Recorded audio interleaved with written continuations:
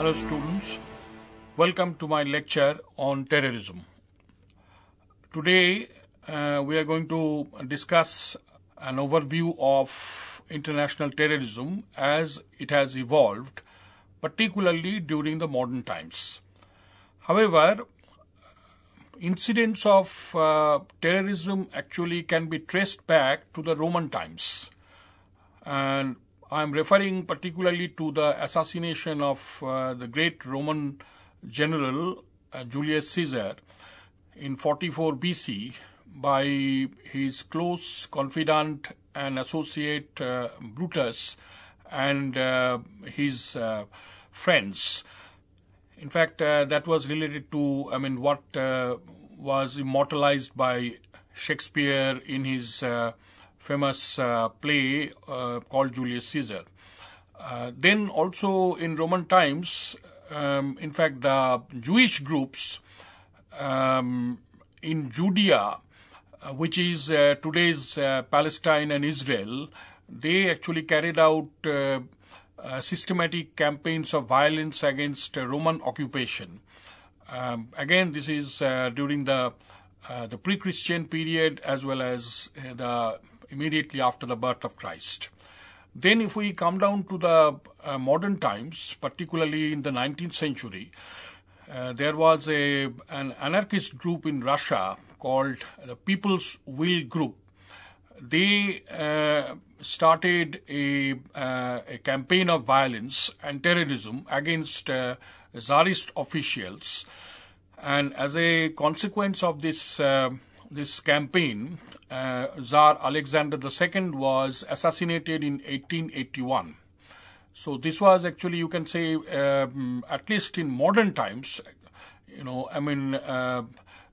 assassination, a political assassination of a very high-ranking figure like the Emperor of Russia.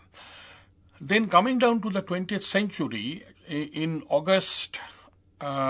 July 1914, Archduke Franz Ferdinand, who was the heir to the Austrian throne, was assassinated in Sarajevo, which is presently the capital of Bosnia-Herzegovina. And he was assassinated by a Serb nationalist. And that was the incident which triggered the outbreak of the First World War. So you can say that these were some of the notable examples of active campaign by anarchists and nationalists to achieve their goals by violence, with the means of violence. Then there are more examples of active right-wing terrorism by German Nazis and Italian fascists in the 1920s, which were targeted against the then established governments in these two countries, which subsequently actually led to their overthrow, and the fascists in Italy led by Mussolini and the Nazis led by Hitler in Germany came to power. Now then, if we come down actually to more modern times, or rather more recent times, particularly in the 1980s, we have examples of the Contras in Nicaragua and also other right-wing death squads in Argentina and Mozambique, who carried out systematic campaigns of violence and terror against the existing governments of the time. Now, they thought that, such, in fact, means were better than communism, and they wanted to overthrow actually, pro-communist regimes or governments in those countries. Now here I come to a very important aspect of international terrorism, and that is the question of the role of personal interpretation in assessing modern terrorism. That is, in other words, the very tricky issue of who should be called a terrorist. Now, for instance, the Afghan Mujahideen, they were seen as freedom fighters in the 1980s against Soviet occupation. Now, you may all remember that the Soviet Union invaded Afghanistan in 1979 and, in fact, established a pro-Soviet government. And so what happened was that the Afghan Mujahideen, they rose against the Soviet occupation and they carried out actually a systematic campaign of guerrilla war and terrorism and violence to overthrow that government. Then, of course, that was the campaign, I should mention in passing, which was supported by the West, particularly the Americans, because then the Mujahideen was viewed as freedom fighters against Soviet communism and Soviet occupation. But, the role completely changed following the September 2001 terrorist attacks in New York. And then, of course, this was an attack which you all know was carried out by Osama bin Laden and Al-Qaeda against the United States. And thereafter, in fact, the US started the war on terror in Afghanistan in 2001 and overthrew the Taliban government there and established, the government of Hamid Karzai, who became the president of Afghanistan with active support and backing from the United States. Then in 2003, in fact, the United States launched an invasion on Iraq against Saddam Hussein. On the ostensible ground that Saddam Hussein was an active supporter of terrorism, and he was also harboring and amassing weapons of mass destruction. Now, all these turned out subsequently to be false pretexts. Therefore, the issue of terrorism actually is as I said, that, is a matter of personal interpretation. One man's freedom fighter actually is another man's terrorist. In fact, the other terms which are used to describe terrorists in a positive manner or in a positive light are separatists, liberators, revolutionaries, militants, guerrilla, rebels, jihadis, or fidayeens, by the terrorists themselves or their backers or their supporters.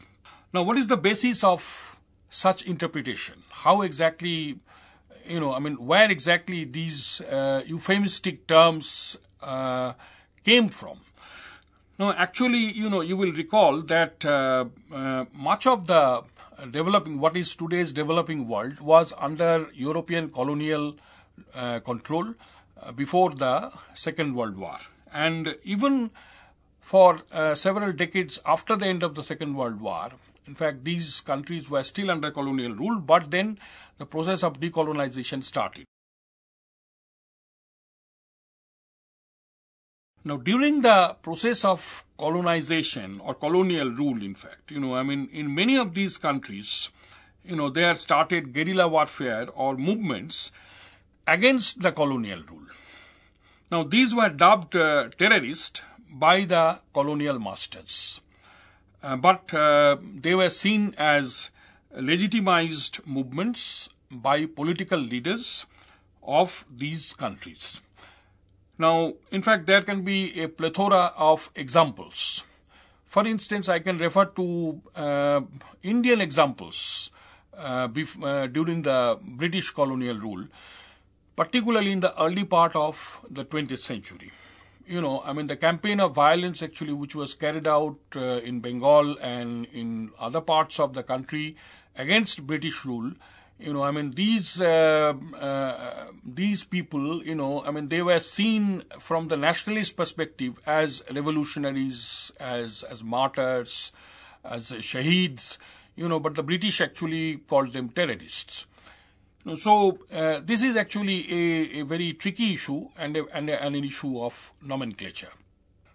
Then there are other examples, particularly in the 1940s, in the during the 1930s and the 1940s, when Jewish groups actually they started a campaign of violence and terror against British occupation or British rule in Palestine in the 1930s and 40s, as I just mentioned.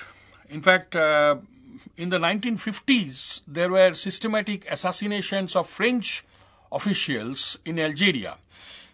Because this was the time actually when Algeria was fighting for its independence from French colonial rule. Then there were also, Mau Mau, a movement called Mau Mau, in Kenya against British rule around the 1950s and the 1960s. In fact, all these countries subsequently became independent, and these, campaigns of violence or guerrilla warfare, whatever you like to call them, played a very prominent role and an important role actually in persuading the colonial rulers to ultimately grant independence to these countries. Then in South Africa also, the African National Congress actually played a very seminal role in the end of apartheid. Now, coming to more recent times, particularly in the 1980s, in fact, we notice a new phenomenon, and that is the rise of religious fundamentalism. And this has been dubbed by experts and theoreticians on terrorism as political religion. Now, what exactly is meant by political religion? Now, political religion essentially means usage of religion for overt political purposes. Now, normally, we understand religion to be a sphere of activity where, for instance, there is a relationship sought to be established between man and God, and no overt political role actually is seen. But history is witness that religion has played a role in politics. But in the 1980s, actually, these religious fundamentalists, they started a campaign of violence and terror. Now, this, of course, is noticed primarily in several Muslim countries, but it is also noticed in other non-Muslim countries. I'm not naming any country here, but you are probably aware of the countries that I'm referring to. In fact, as a result of this kind of religious fundamentalist violence, the safety, security, and sovereignty of nation states has been very seriously affected and compromised. Now, I'll give you a few examples.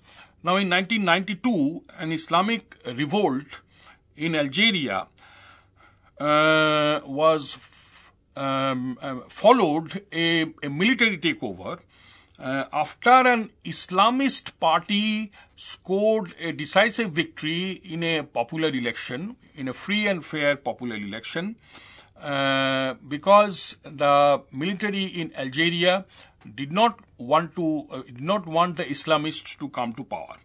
Now, this, of course, is a phenomenon which I don't want to go into the details of, because it relates specifically to Algeria and Algerian society and politics. Then, in fact, you have several Arab countries where there were acts of violence and counter-violence against the Western-style secular governments. The main reason was that the fundamentalists, the religious fundamentalists, they were unwilling to accept and tolerate the Western model of democracy. Because in their view, the Western model of democracy actually is not acceptable in their societies and in their countries. And they have their ways of, they have their own values and life, which actually did not conform to the typical Western style of democracy.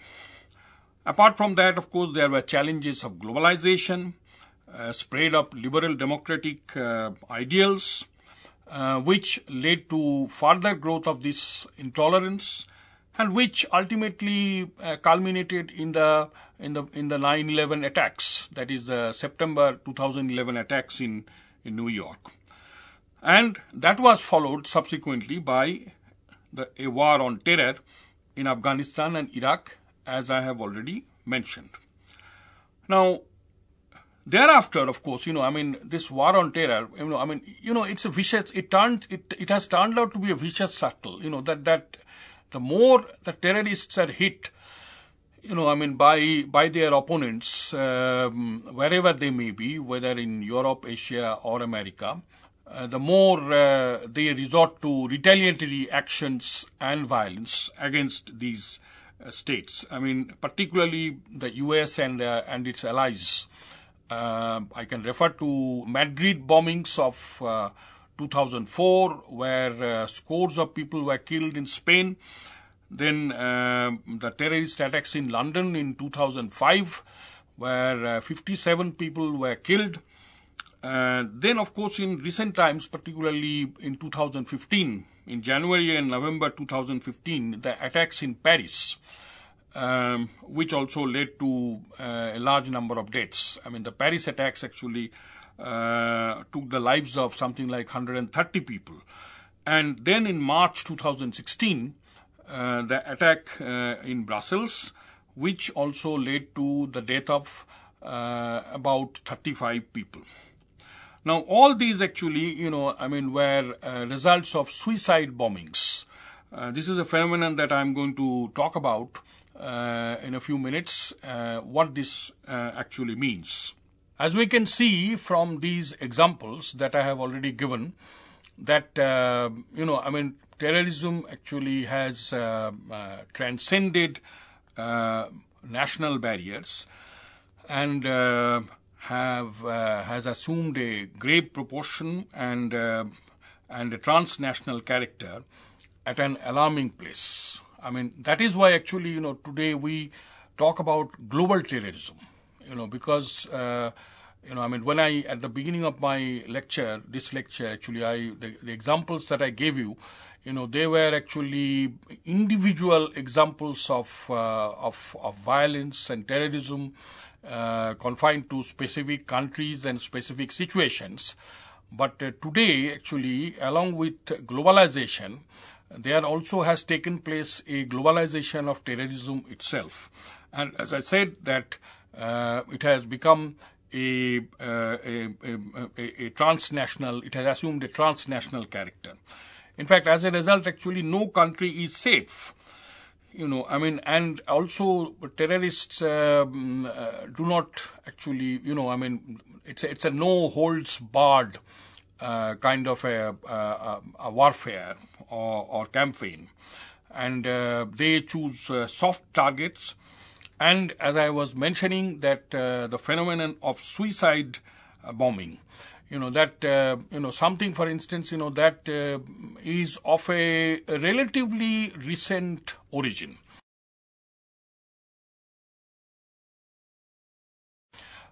In fact, I can refer to the assassination of Rajiv Gandhi in May 1991, when he fell victim to a suicide bombing in Sri Perumbudur in Tamil Nadu.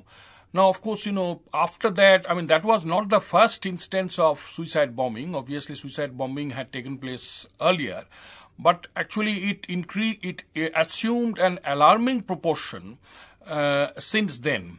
I think, if I may explain, many of you actually are familiar with this, and because you have been hearing about this on television, reading in newspapers, and so on and so forth. What happens is that an individual terrorist actually, he wears a particular belt which hides explosives, and what happens is that when he detonates these explosives, he is of course killed himself, but at the same time actually he kills a large number of people around him. This is precisely what happened actually in recent times, if you may remember, in Paris and in Brussels.